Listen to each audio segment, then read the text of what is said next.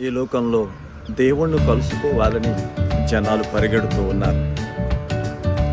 ఊళ్ళు దాటేవాళ్ళు, మండలాలు దాటేవాళ్ళు, జిల్లాలు దాటేవాళ్ళు, రాష్ట్రాలు దాటేవాళ్ళు.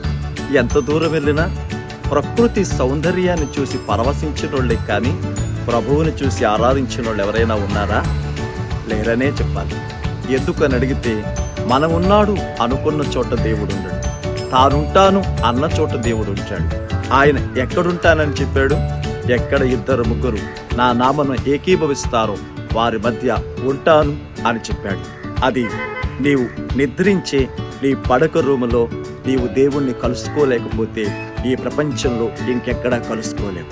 2, నీవు ఆరాధించడానికి వెళుతున్న దేవుని మందిరంలో ఆయనను కలుసుకోలేకపోతే మరెక్కడ ఆయనను కలుసుకోలేవు. 3వది, పరిశుద్ధులతో సహవాసం. అది ఎక్కడైనా ఆయనను కలుసుకోకపోతే నువ్వు మరెక్కడా దేవుణ్ణి కలుసుకోలేవు. ఈ మాటలు వింటున్న ప్రియమైన మిత్రుడా, నీ జీవితంలో ఆలోచించు. దేవుణ్ణి కలుసుకునే స్థలం నువ్వు గుర్తించావా? అది గుర్తిస్తే నీ జీవితంలో సంతృప్తి.